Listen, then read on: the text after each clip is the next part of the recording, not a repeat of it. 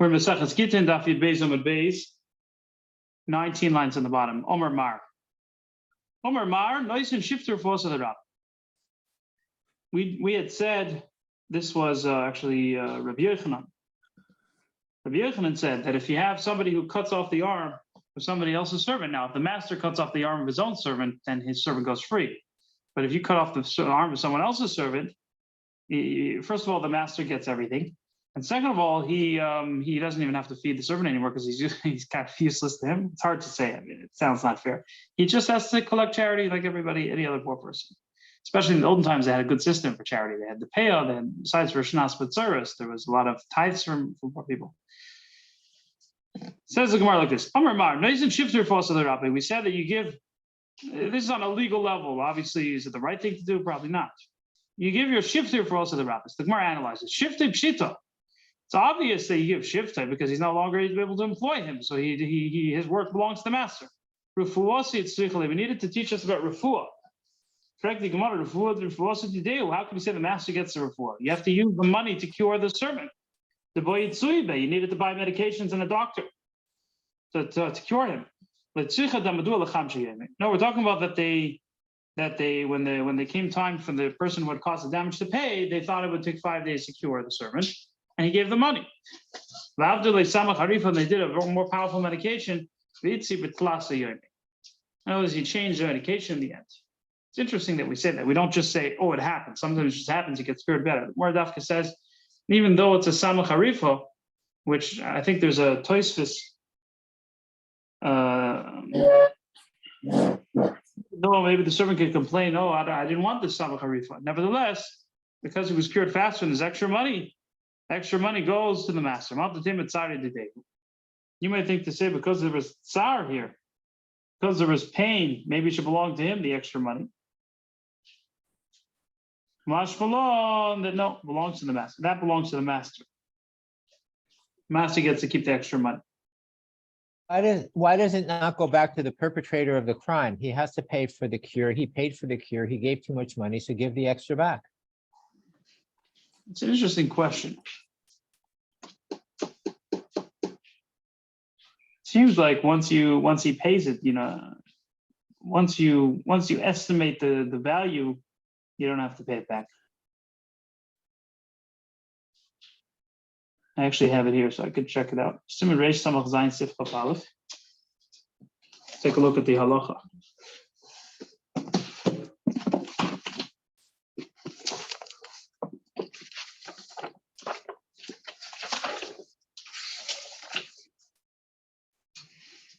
So if it says you give the 5 things to the Yodain, the Evan gets the Eved gets Nizon Matztaka.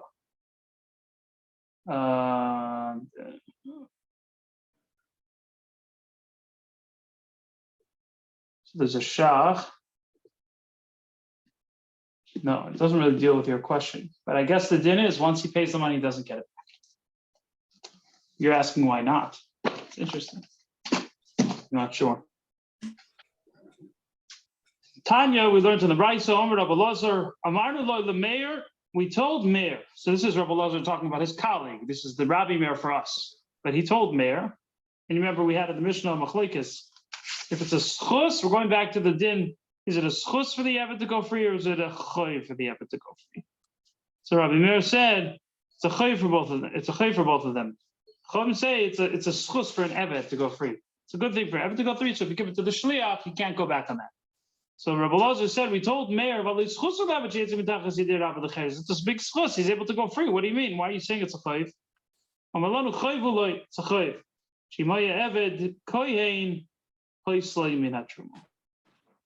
It's chayv because if his master was a kohen, he's no longer going to be allowed to eat truma if he gets freed.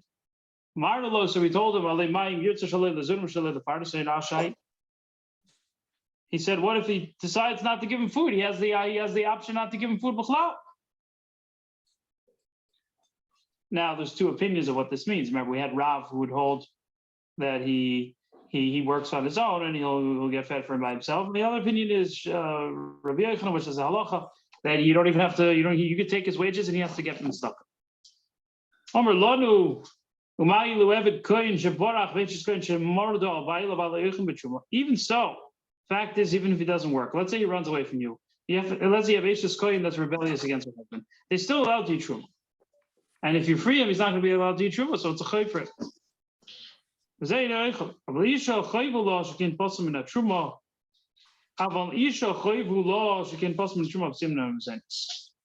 the Gemara, the Chachamim say by a woman it's for sure a chayv.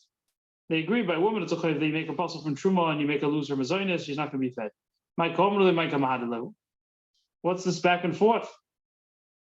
He said if he runs away, they were talking about mazonis, that the Adin doesn't have to feed him, and then you're talking about him running away.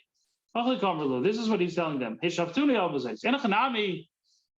about that the other doesn't have to feed him. What about truma? In other words, if he's an evid of a kohen, he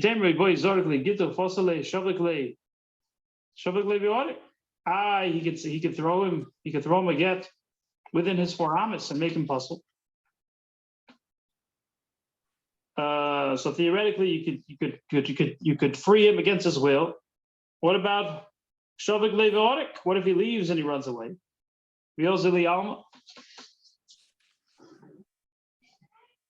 And then he could eat truma. We're on the next page. You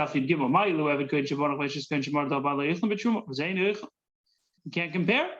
If he runs away and his master's an eved, or if you have a woman's rebellious against her husband, his master's a kohen. If you have a woman who's married to a kohen and she's rebellious against her husband, they can eat truma. He can't eat. He has a very good answer. I'll quote on him when it comes to the disturbance of a kohen. And this is the answer in our mission. He says kinyan. You could sell him to Yisrael. If he wants, he could take 4 zuz from Yisrael and he can make him possible. I don't know why it seems like it's a Tosfos Menachos talks about specifically the sum of 4 zuz. Wherever he is, he's going to be possible if you send him the 4 zuz. The Gemara says, according to Rabbi Meir, we understand his opinion. We understand the answer of the Chacham also. The answer of the Chacham is he could sell him, even if he runs away, he can still sell him, he loses his schus to eat truma. So therefore, she doesn't really have it's not like a strong schus while he's in Eved, because he could be changed ownership, he could change ownership to be the Eved of Yisrael. So therefore, he'd just rather be free because it's not like an ironclad schus. What about an Eved? But according to Meir, fine. So you have your opinion for an Eved Kohen. What are you going to say about Eved Yisrael? What merit does he have? Because you're making him lose a shifcha kananis. That's why, according to Rabbi Meir, it's a chayv. According to by an Eved Kohen, the chayv is that he's no longer going to be able to truma. By an Eved Yisrael, it's because he's not going to be able to be with an Eved Kananis. So obviously, this would also apply with an Eved Kohen. It's better because now he's going to be allowed to marry a bas kohen. Avda b'efker nichale is a very famous concept. Eved always likes free for all. An Eved is the one who has the most control over him. He's not a free person, but still we say Avda b'efker nichale. And dafka when he's an Eved, that's what hefker is because zilale. He doesn't find it a big. It's cheap for him. He'll do whatever he wants with her. Ufritzale, and she herself is going to be prutza with him, pritzos, immodest. So he's going to be able to do whatever he wants. Okay, that's the end of the Gemara for that Mishnah. We're on Daf Yud Gimel Amud Aleph. By the next Mishnah, we'll go further. Someone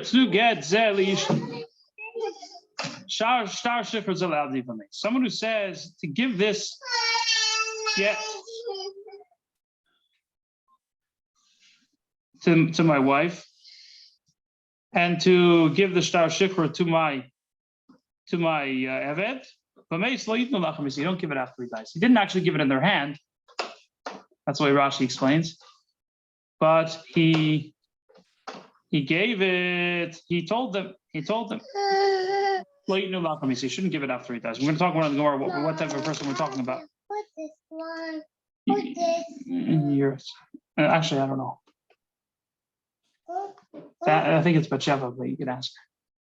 So, but since the opinion that it's supposed to give it to an Eved, why does the Eved not go free? Because once you've given it to the Shaliach, he's mekana for the Eved, because it's a schus for him according to that opinion.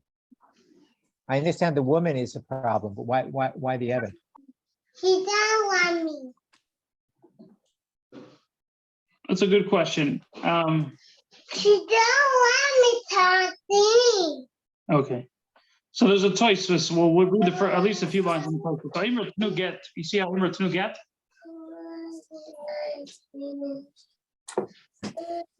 Yes, I see it. Enochanami, you're right. You're actually right. If you give it to the Shliach, he goes in 10 gets it, which would mean 10. I guess the grammar means that you actually give in the hands of the Shliach. We're going to have to say the Mishnah is like Rabbi Meir Dafka, which is the opinion that it's a choiv, both by an Isha and by an Eved. Or you could say it's even according to the Chachamim. Didn't actually put it in his hand. He showed it to him. He told him to give it to the wife or the Eved. The Shliach didn't take it in his hands until after he died. Or you could say that the Shliach even took it right away. Even so, the Eved is not going to be Zech. We just said it's a schus, according to the Chachamim. Reason is the lo yamrina and 10 kischi. We don't say when you say the word 10 is kischi. We had that concept in the last Mishnah. It's only if you actually give it in his hands. We're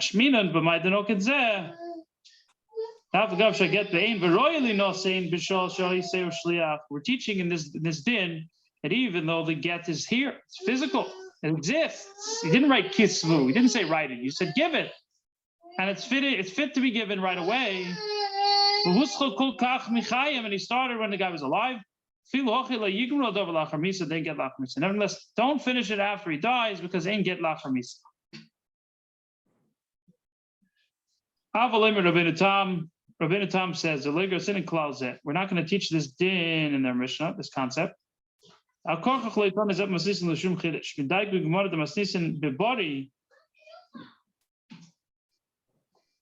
fact that we are in the Gemara we're medayik that our Mishnah is talking about a healthy person, according to one opinion. You're going to say we're talking about a person on his deathbed. My ear to know afilu kisvanami.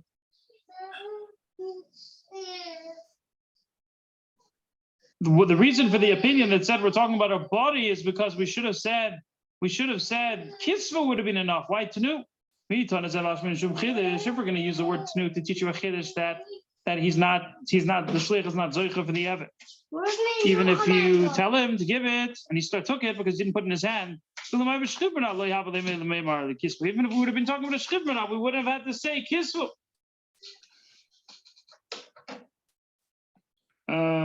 Okay, so that's Rabbeinu Tam in short. He goes a little further. So I'll call upon him. It's a good question what you asked. The answer is that because he didn't put it in the shliach's hands, he's not zech. I think I might have said something different in the past, but this is what it seems like the Mepharshim is saying here. Didn't put it in the shliach's hands, even if he took it and it was right there, he's not. He doesn't have the din of being zech. Put it in his hands, then according to the Chum Enechanami, you would be able to give it to the Eved, even lachar misa, because he's zech. I think that's maybe in the Yerushalmi, a different shot. I don't remember. If you said to give this money to this person you die, then you give it. It's not talking about a star. It's different because we're not talking about a star. Star, only you get when it reaches his hands. By the money, it's different. So the question is, why is it different by the money? In other words, they didn't do the kinyan. Obviously, if he did the kinyan, then he did have before he died. You're talking about he didn't do the kinyan. Then of course it would go into the other guy's hands. But he didn't do the kinyan. So why? This money is different than a get. The Gemara explains. Omer Rav Yitzchak bar Shmuel bar Marta mishmei Rav. Rav Yitzchak bar Shmuel bar Marta said in the name of Rav, Mushet tzvurin umunochin b'keren zavis. It's only if the money is in a corner. It's in a corner. So what are we talking about? My skin. If you're going to say we're talking about a healthy person, even if it's piled in the corner, how does that help? There is no Mashiach. You didn't do a kinyan. Who cares if it's in the corner? You're going to tell me we're talking about a person on his deathbed? My Why are you saying that we're talking about the money's piled up? Even if it's not piled up. The words of a shchimara are as if they're given and everything, it's given over and it's written. So basically, why do we need Svurin? Why does Rav Yitzchak Bar Shmuel Bar Martin, the name of Rav, say we're talking about that it's piled up? So we have two answers in the Gemara, two mahalchim in the Mishnah. We're talking about a body, a healthy person. So how is the money coin? How is there a kinyan in the money? Why does the money have to go to the person you want it to go to if you died? Maybe the Yerushalmi should get it. The people in your heirs. Like Rav Huna says in the name of Rav, 4 lines in the bottom. If a person said, I have money in your hands, give it to this person I want you to give it to for whatever reason. If you do it with all 3 people, then there's a kinyan, even if you didn't actually do Mashiach. So we're talking about Maimed Shloshtam. He did the kinyan of Maimed Shloshtam. He had it piled in the hands of someone else, and there was 3 of you standing there, and you said, give it to this person.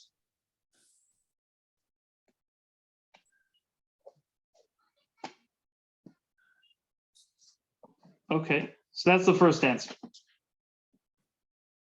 The first mahalach is that we're talking about a body, a healthy person. There's money that you could do Maimed Shloshtam when it comes to money, but it doesn't work for a star. So if you have money in the hands of someone and you tell the guy in front of the person you want to give it to, just give it to him. It works. Even if you die, it's as if there's a kinyan. That's the chiddush, the novelty of the din of Rav. Second opinion is Rav Papa Amar Li, the B'shchiv Meral. Our Mishnah is talking about a shchiv meral. So if so, why do you even have to have the money piled up? If there's a shchiv meral, you don't need the money piled up. You have to carry out his words. And the yidoch, on the other hand, why is the get? Why do you carry out the get? If a shchiv meral told, he said, give this amount of money to Pliny for my property. If you pointed out a particular amount of money, then you give it to him. That's why it has to be tzvurin, so you can point it out. But if you just said manastam, ain't noisnit. You don't give manastam. We're worried that maybe the money is buried. And he's talking about money that we don't know about. The halacha is actually not like that. The halacha is, if he says to give money, you give money. Okay, so what's the concern of buried money? I don't understand that. You're worried about buried money? Money, maybe he has in mind money that only he knows about and you don't know where it is. So you can't just give any money on his estate because maybe you don't know where the money is. That's why we need the money to be piled up so he can point to this money to say to give it. But if he gives a certain amount of dollars, I mean, who cares what part of his assets he's giving away? We're worried that maybe he has in mind a specific $100 bill that he has hidden away somewhere. Because you can't just talk about you're making his Yerushalmi lose money, so we have to be very careful about just fulfilling his words. Maybe he had in mind something specific. But the halacha is not like that. Like the halacha is like what you're saying, which is he said to give $100, you give $100. Obviously, if you said to give $100 from this place that you don't know where it is, that's different. But if you said $100, it's fine. So you're right. I mean, the halacha is like what you're saying. Kol panim. Gemara goes on. We ask. So far we're focusing on the second part of the mission. We're focusing on the money. We're not really dealing with the get yet.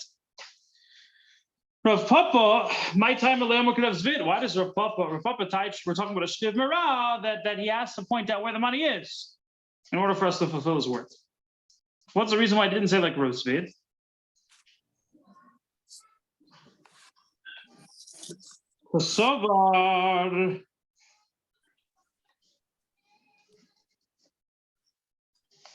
So he holds. We're on the next page now. Daf Yud Gimel Amud Beis. Rav Papa holds Gemar Rav Leishnav B'Mil Leishnav B'Baden. According to Rav, if you're doing Maimed Shloshton, you could do it even if the money is not piled up. So you can't say we're talking about a body with Maimed Shloshton that he's saying give it from him to him, and you're all three are standing in the room and the money's piled up. It doesn't have to be a pikadon. It could be a milva. It could be a loan. Therefore, he has to explain. We're talking about a shchiv v'ra, that he said to give money. You have to know which money. The Gemara says, Rav Zvid, my time Rav Papa. Why doesn't Rav Zvid say like Rav Papa? To say that we're talking about a shchiv v'ra, that he has to point out the money.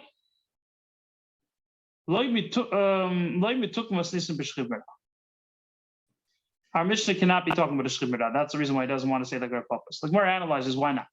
He might, from what? From the fact that it says that someone who says to give this get to my wife and this shtar shikra to my servant, and he dies, you shouldn't give it after he dies. Time of the mace, it's only because he died. But if he would still be alive, then you would give it. That's what we can medayik from the Mishnah. Time of Damar Tnu, it's only because he said to give it. If he didn't say give, you don't give. Can't be talking about a shchiv merah, because if it would be a shchiv merah, he wouldn't have to say tnu. No, you'd still noisen, you'd still give it. How do we know this? It's not. It says in the Mishnah. But in the beginning they said someone is about to be executed. האומר kids would get. He said write it. He didn't say give it. He just said write it. You should write it and give it, because we assume he's about to be executed. He doesn't have his clear presence of mind. He obviously means to write it and give it, even if he didn't say it outright.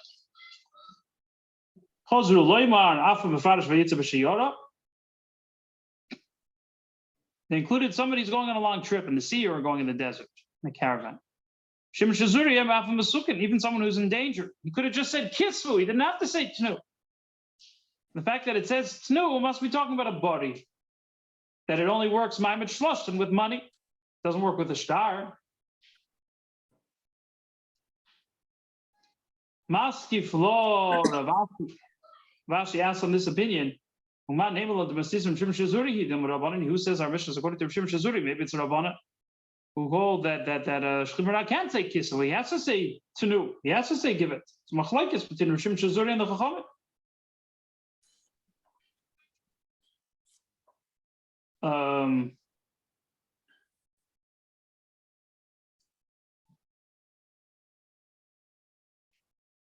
So the Gemara, remember we actually had this machlokes in the Yerushalmi. We learned yesterday. There's machlokes in Rebbe and the Chachamim. Tosfos points it out. There's a Tosfos, he mentions it. It's machlokes in Rebbe and the Chachamim that if you say tnu, is it shicharoi or not? We had I guess I'll just. That was the last part of what we had learned yesterday in the Yerushalmi. I'm sorry, is it shicharoi or what? What does shicharoi mean? Free him. Oh. If you said shicharoi to free him, Rebbe would be moida that you have to free him. If you said kisvu to write it and give it, so Chum would be moida that you have to. Like it says, according to the Yerushalmi, if you just said tnu, according to Rebbe, if you say tnu, it's saying kisvu and tnu. According to the Chum, if you say tnu, it's shicharoi to free him. So according to Rebbe, it's not enough. Kisvu is not enough. You have to say shicharoi. So obviously not like our Mishnah. That is like our Mishnah, Rebbe. I'm saying tnu is not enough. According to the Chum, tnu is enough.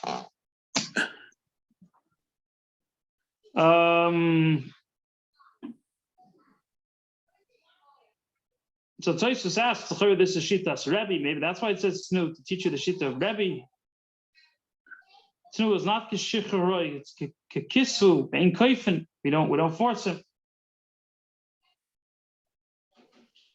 So he answers, our Mishnah is not talking about the din of if there's a mitzvah the kind of Ibrahim. It could be that there's a mitzvah to still free the servant and to divorce the wife. Oh, the wife is not divorced, but to free the servant, obviously. The wife, you can't divorce her if the guy dies. Could be there's still a mitzvah for the Yerushalmi to listen. We're talking on a legal point of view.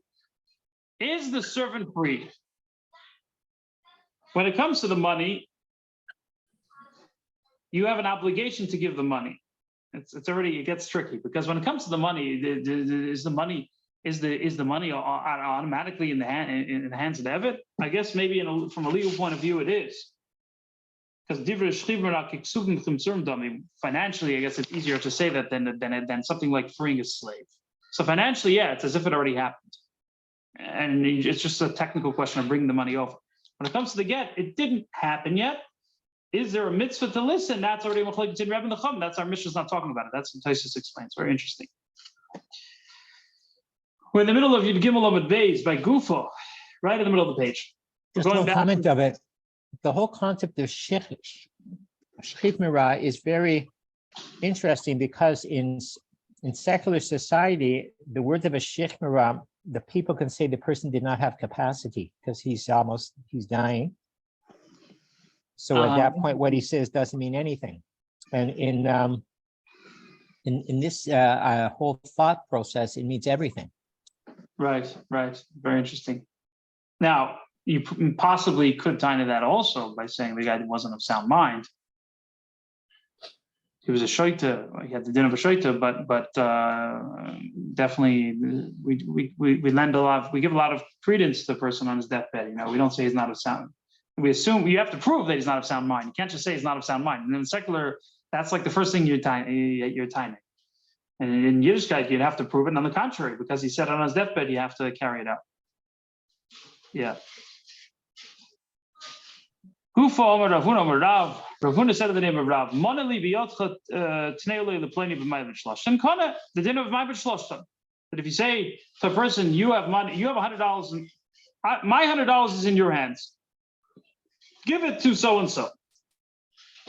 And all three of them are standing around. There's a kinyan, it works. Omar Rava said, Mistabra milsa de Rav pikot. Rav was talking about where the money exists. He actually has it in his hand, the other guy. I don't think he has to actually be holding it, but it exists. It's a pikot and it's a deposit. But if it's a milva, then not. What's a milva?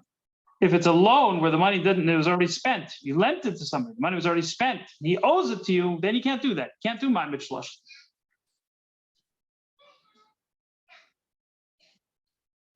So what really is a difference? Because it seems like you should be able to. The difference is you're doing a kinyan, you're doing an act of, so to speak, it's not mamish. Truth is, it's not 100% a kinyan. But it's sort of a kinyan. So yeah, the money has to exist. If it doesn't exist, if it's already been spent, how can you give over your rights which don't physically exist to somebody else?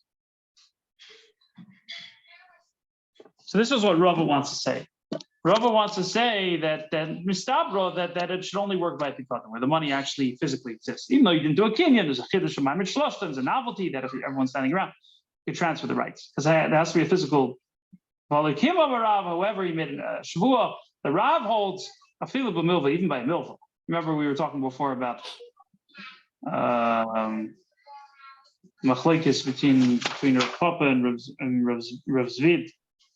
Papa holds it also. You don't have the money; doesn't have to be piled up. The money could be in the milva. Itmar Nam was also stated over Shmuel, which made the Levi. Shmuel said in the name of Levi. The person says, you owe me money. Give it to this person. Everyone was of the three people were standing around. People of the three interested parties were standing around. There's a kinyan. So the question is now the time of my. What's the reason? There's rules. You can't just do a kinyan. You can't do a kinyan with your words. It doesn't work like that. You have to do a mashicha. You have to pull something. We normally we do a kinyan with the gartel. We lift it up. Halipin. It's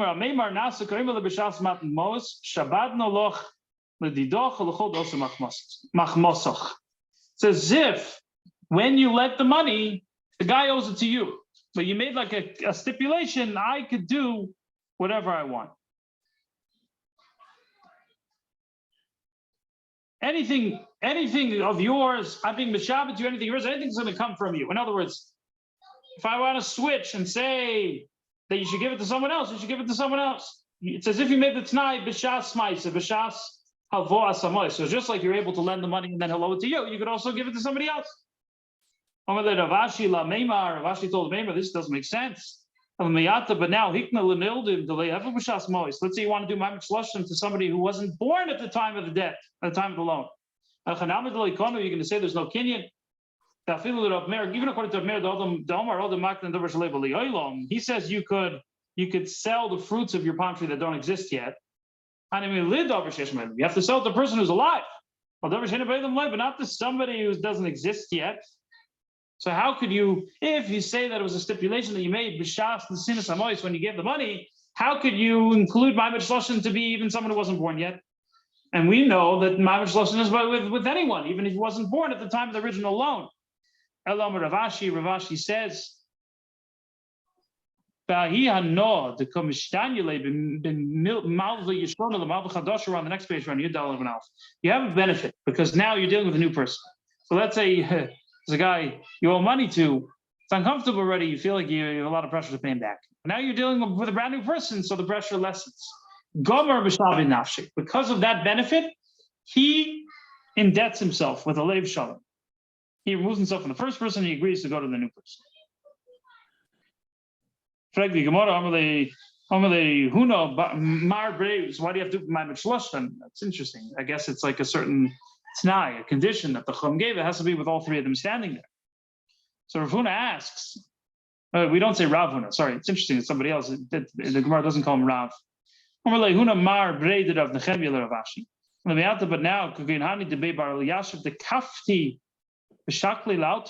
what if you're doing the Ma'amad Shloshim with the people from the family of Eliashiv, that they force you and they'll take the money right away? There's no hana.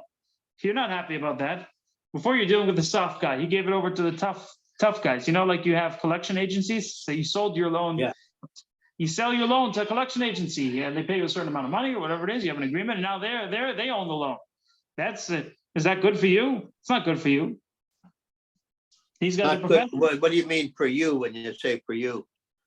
So the Gemara originally said that the second logic of the Gemara was the reasoning was that you're happy to give over your rights to a new debtor, to a new person to owe the money to, because now you're dealing with a new person. So what if the new person is brutal?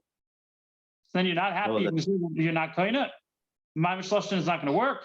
To transfer your debt to someone else is not going to work. If you're going to say that this is the case, and then you're going to give your words to a measure.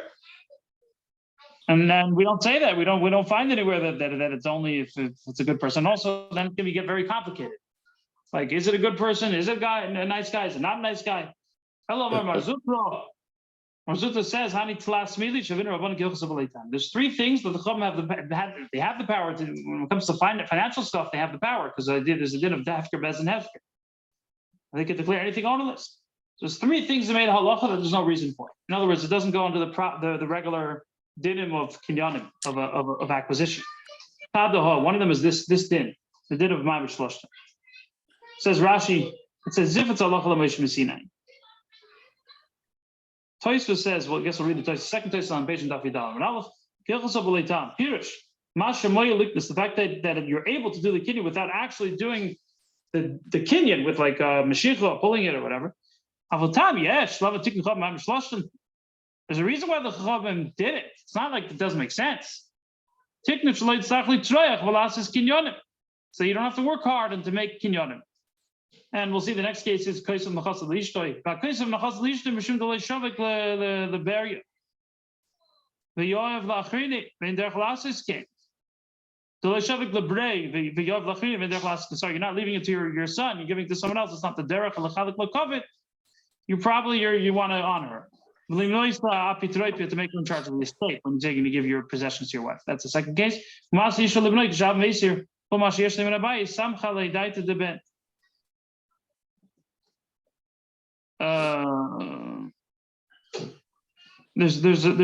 soymech on you. The son is going to be soymech on you when you marry him off, and he's going to acquire the house that you marry him in. Okay, so let's see the other two dinim actually. One of them is this. The Gemara says, You made her, she's in charge of the estate, but she doesn't actually belong to her. If you write all your property to your woman, it's not hers, but she's apitrepis. Third case is Amar of Hananya, Hamesi Isha. Hamesi Isha Livnoi Godel, Bebayis Knoi. If you marry off your older son, he's going to the house that you marry him in. Rashi says, you don't live in that house. You made it to him for his wedding hall.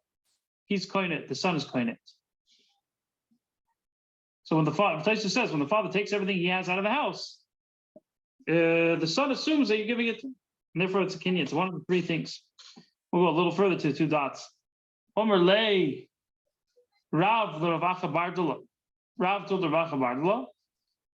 Kaba de Mariki Isli Gabach. I have a kav, which is a measure of saffron. Yave lefloini Yave lefloini. Give it to so and so. I have a kav of Marika in your hands. Give it to so and so. But ape kaminaloch. I'm saying it in front of him. I'm saying it to you in front of him. Delay darnabi. So that I can't go back on my words. So the way we understand what he had said was he's promising not to go back on his word. So the Gemara asks, "Michlal boy hoderbe, motzi hoderbe." You're going to say if he wanted to go back on his word, he would be able to. He can't. He did ma'amid shloshta. The moment you say it in front of when you say it in front of the person who owes you the money, to the person you want to give it to him. It's over. Says the Gemara, he wasn't saying that he's promising not to go back on his words. He's saying now that we did ma'amid shloshta, he was teaching a din that you can't go back on your words. Omer Rav Chadazimno, didn't Rav already say this? Famous saying of Rav that we're talking about the whole time. For Ravuna said of Rav, you say you owe a certain amount of, I have a certain amount of money in your hand, give it to so and so. In front of all three of them, you're koine. Says the Gemara, if we bring it from that case, you might think only a big gift. But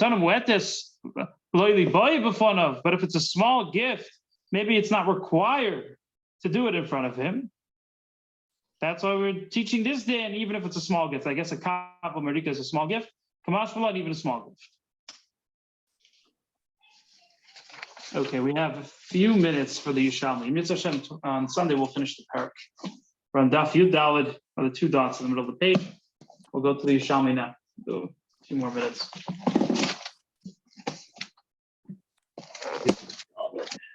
We're on the, it'll be hard to explain. Oh, we're on hay, right? Halacha hay. In the middle of Halacha hay. Yeah. We have. And I think it starts off with the halfway to the Omer. What? Pardon me? It starts with Omer, Ken Getse Leishti. Omer. Doesn't it? It's a Mishnah. Omer, you know, we're up to. How many lines from the bottom or top? From the bottom on Vavam at base, Omer, you know, it's 9 lines from the bottom. Oh, we're in the middle of it. Yeah, we're in the middle. We're like sort of halfway through. So say the words again. Hoimer yinosnu kol nechosav lefleini v'hukoyin.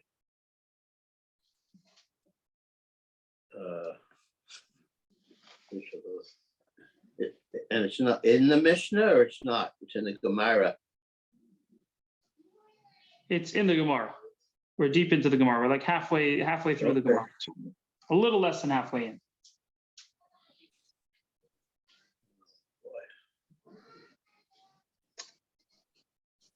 I'll be glad when I get the volume. version. I hope I think that we're not already finished the first volume. No, it's probably, you probably have another 40 days, 30, 40 days till we finish the first volume. See, the pages are numbered differently in this. The page, I'll tell you where we are. We're right by the end of Ches Amud Aleph. I have both page numbers. I have the old version and the new one. They bring both. So it's the end of Ches Amud Aleph in the old version. Oh, right at the end. Well, last couple lines. there. No. I'll tell you when we get to Chesam and Beis. We're almost there. Ha'omer yinosnu kol nechasav lefloini v'uchayim. Let's say someone says, "Give all my property to so and so," and that so and so is a kohen.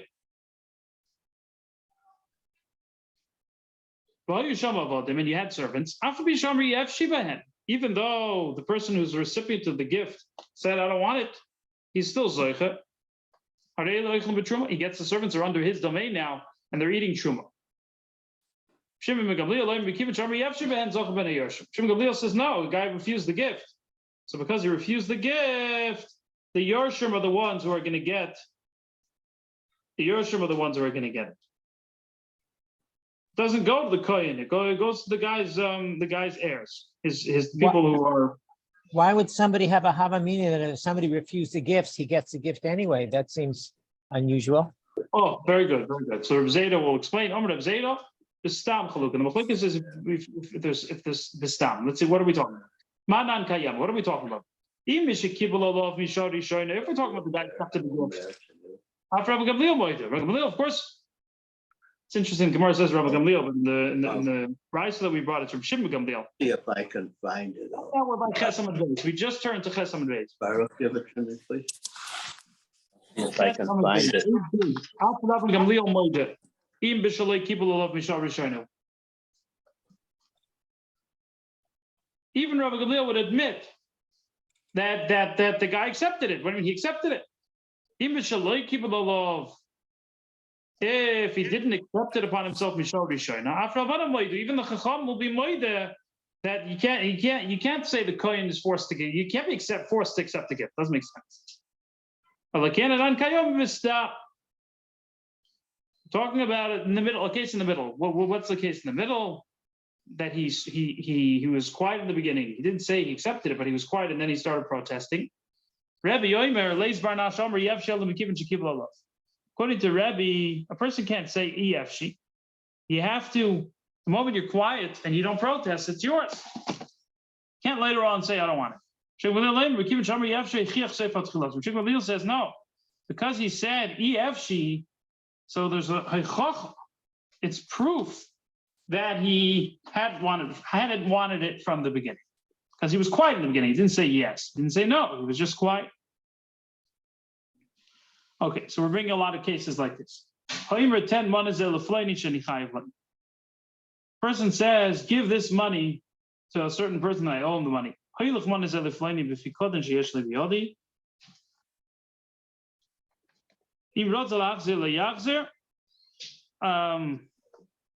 Let's say you said,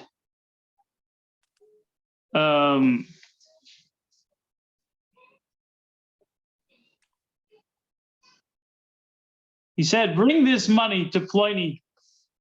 He has a certain pikotin. So either you owe him money, or he has a collateral of yours, and you tell the shliach to bring the money either to pay your debt or to get back your pikotin. You can't cancel the shliach halfway.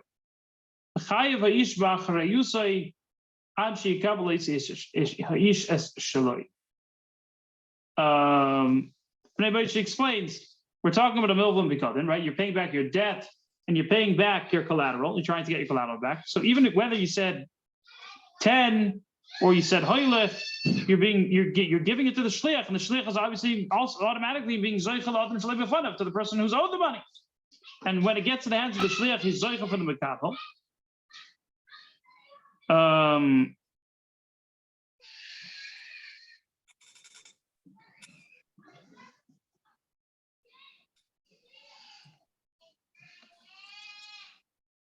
Yeah.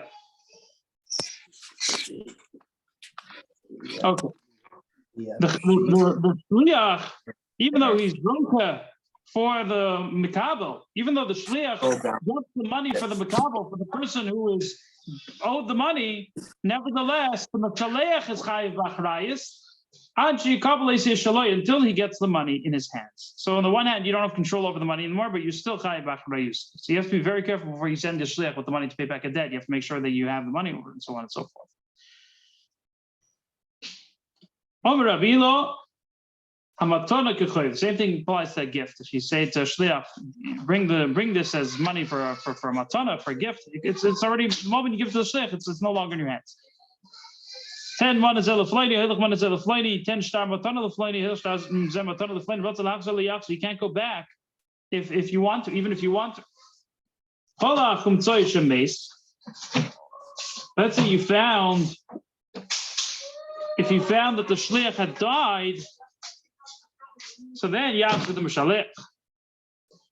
Then the mishalech will be able to get it back. According to the Korban Eidah, we're talking about a shtar. Because we're talking about a shtar, you can't be zoiche b'ksav lachar misa.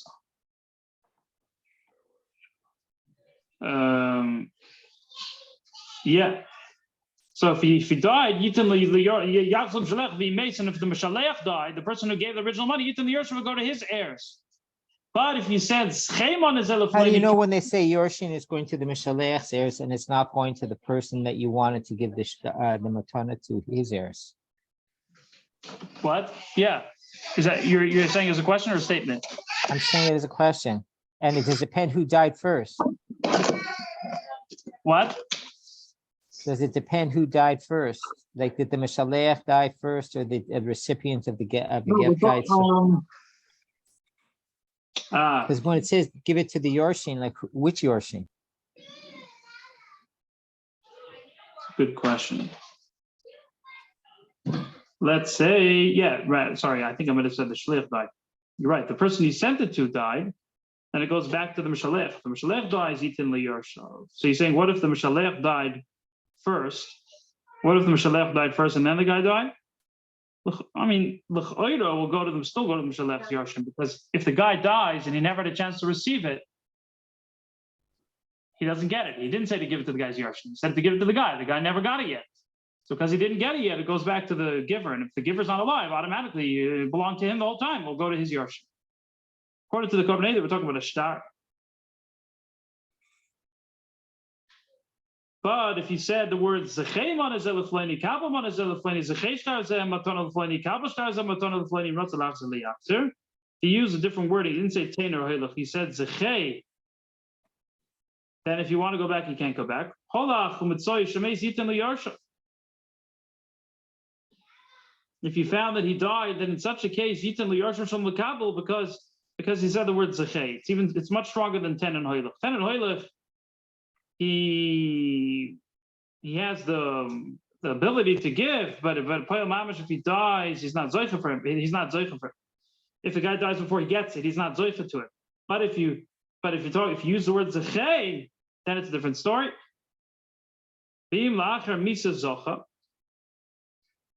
by the time you give the money to the shliach he already died, he said Zechei, but you gave in the hands of the shliach and the guy was already passed away, you found it later. There's no such thing as doing zoicha and eksav lachar misa. Even if it's money. But if you use the word Zechei, the guy could even be zoicha with the shtar before as long as he didn't die. But if he was already dead when you gave it in the hands of the shliach, it doesn't work.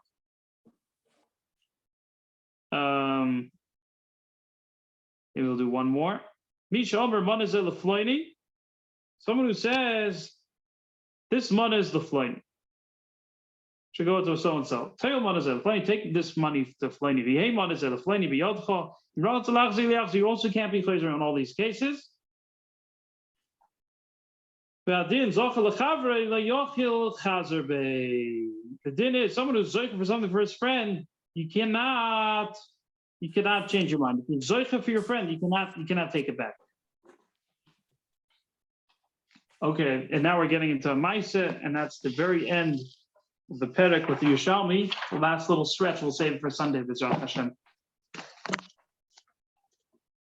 Okay. Shabbat shalom. Thank you, David.